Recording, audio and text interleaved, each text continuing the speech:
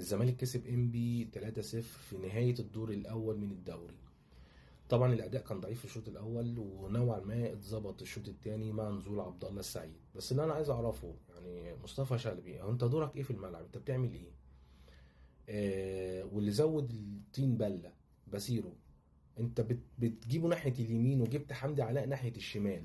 ليه؟ انت كده وقفت الجبهتين. وبعدين هو مصطفى شلبي اصلا سالك في الناحيه الشمال، يعني هو سالك عارف يأدي اصلا في الناحيه الشمال، لما تجيبه في الناحيه اليمين اديك وقفت جبهتين. طبعا ناصر ماهر عامل زي خسوف الشمس من ساعه الطرد والايقاف. مش ظاهر خالص، ما تفهمش، بينزل الماتش وشه مقلوب، ما تفهمش عليه ديون. هل هو عايز يخلص بدري بدري عشان يلحق يتسحر؟ ما مش عارفين في ايه ماله، يعني ايه سبب العكننه اللي هو فيها دي، احنا انا ما اعرفش.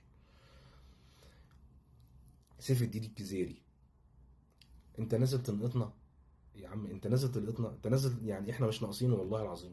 يعني انت نازل تنقط فينا اكتر. ليه الفزلكه؟ ليه بتتفزلك؟ ليه الكره اللي بالكعب بتتفزلك على اساس ايه؟ ده انت قاعد احتياطي. ايه سبب فزلكتك؟ وبعدين ليه بتحتفظ بالكوره انت وزيزو فيكوا الدق ده؟ ليه الاحتفاظ بالكوره؟ ليه بتستلم الكوره وتحتفظ بيها؟ انت محطه مش نافع، مهاجم مش نافع، طرف مش نافع. ليه ايه سبب الاحتفاظ بالكوره؟ انا مش عارف.